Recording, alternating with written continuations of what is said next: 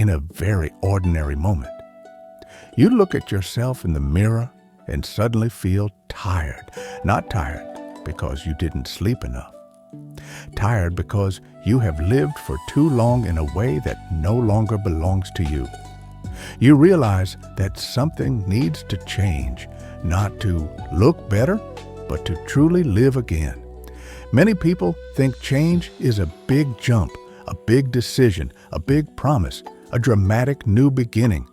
But the truth is, dramatic things fade quickly. What lasts always begins with a quiet decision. If you are listening to these words, maybe you have already reached that starting point. The point where you no longer want to patch things up. You want to rebuild. Not rebuild your life from the outside, but from the inside.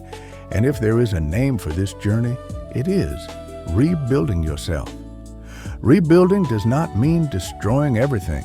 It means looking directly at the foundation and fixing what truly needs fixing. Slowly, steadily, honestly. Take a deep breath. We will walk through this journey together like a long walk. No rush, no pressure, just moving in the right direction.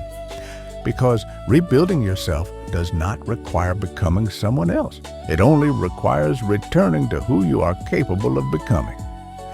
And this year may be the year you stop saying, "I will," and start saying, "I am."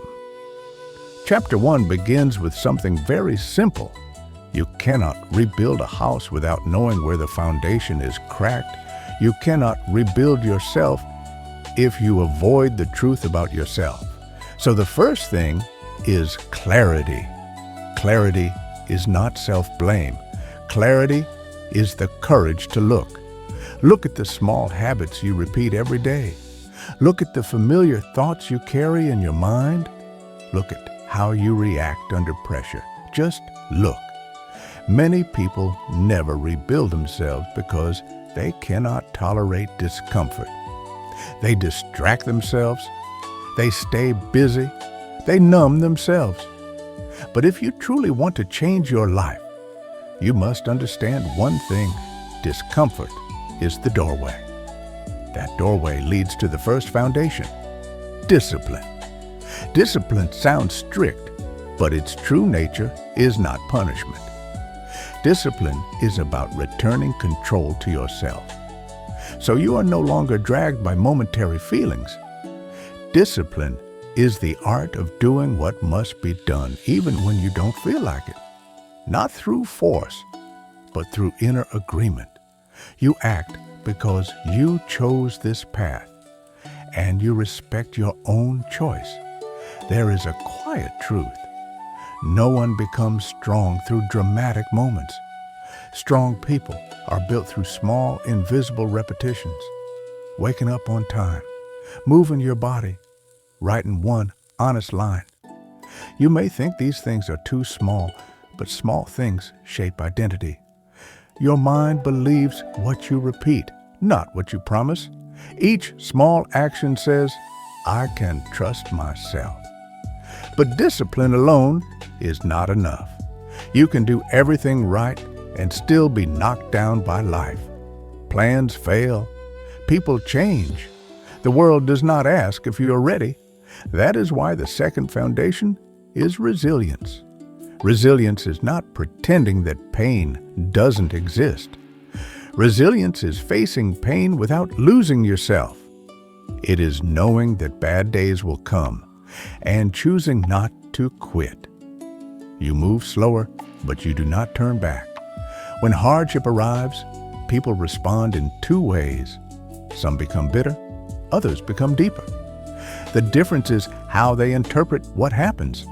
One says, "I am broken." Another says, "I am being shaped." You do not need to love suffering, but if you can use it, it will not be wasted. Pain becomes information. Failure becomes instruction. What once tried to destroy you becomes material for growth. Resilience is built in quiet hours, in empty nights, in mornings with no motivation. You stand up not because you feel strong, but because standing up makes you strong. When you have discipline to keep rhythm and resilience to stay intact, you need one more thing to avoid getting lost. That third foundation is focus. In a world designed to scatter attention, focus is rebellion. Focus is not doing more. Focus is choosing less and doing it deeply. It means cutting away the unnecessary, not because you hate the world, but because you value your potential. You do not need to move fast. You only need to move with intention. When you move with intention, even small actions become meaningful. They become quiet promises kept. Now we must correct a common misunderstanding. Many people wait for motivation. They wait to feel like it. But motivation is like weather. It changes. Motivation helps you start. Discipline helps you continue. You do not need to feel inspired to do the right thing. Do the right thing, and feeling will follow. There is a simple truth. You do not rise to the level of your goals. You fall to the level of your systems. When life shakes you, habits save you. Systems begin with clear direction, not goals to impress others, but goals to guide you. You must know where you're going to decide what matters today. Otherwise, you stay busy but stuck. Goals do not need to be big. They need to be honest. Honest with your energy. Honest with your situation. Unrealistic goals only create exhaustion. When goals are clear, place them in time. Not to create pressure, but structure. Structure reduces decision fatigue, and fewer decisions mean more consistency. Discipline does not survive on willpower. Willpower is limited. Discipline survives through environment and habit. Make the right action easier than the wrong one. Reduce distractions, create boundaries, protect your attention. Your focus is your life energy. And remember, the body supports the mind. Poor sleep, poor food. No movement weaken discipline. Then you blame your character. But the issue is energy, not morality. Even with systems, two challenges appear again and again. Burnout and procrastination. They are not flaws. They are signals. Burnout does not come from laziness. It comes from long effort without proper recovery. Constant pressure without rest drains meaning. Rest is not quitting. Rest is maintenance. Procrastination is often fear. Fear of failing. Fear of not being enough. Or the task is simply too vague. The mind avoids what feels overwhelming. The solution is not self-criticism. The solution is making the first step small.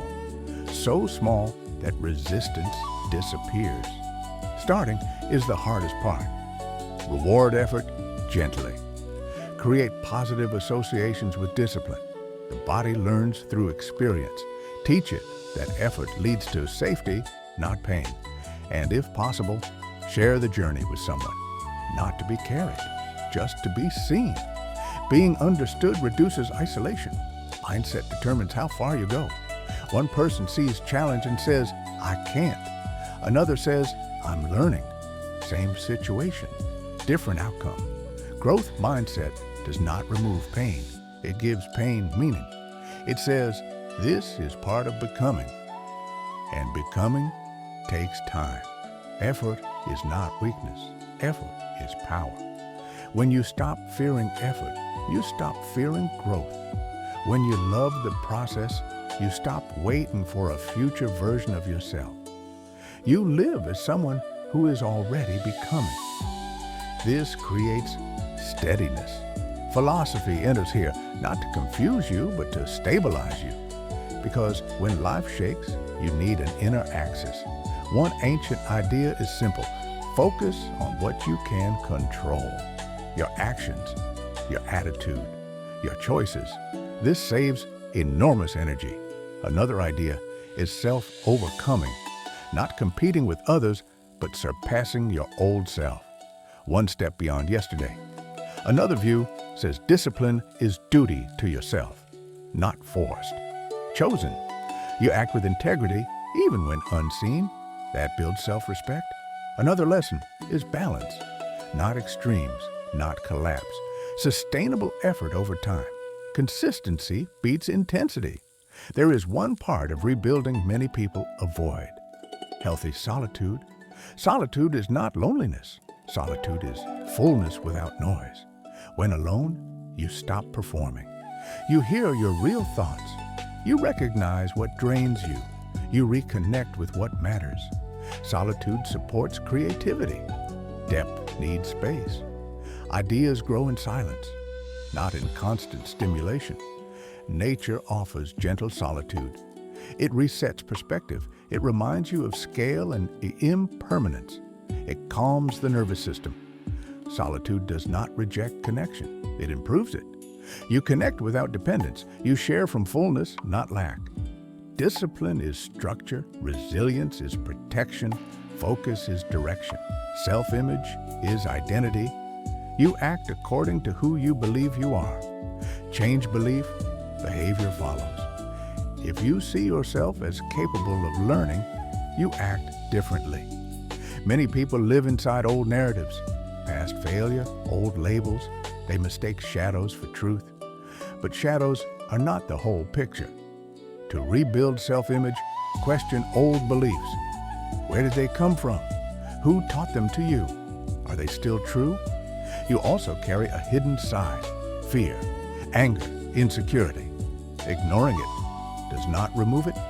Understanding it transforms it. The opinions of others also shape self-image.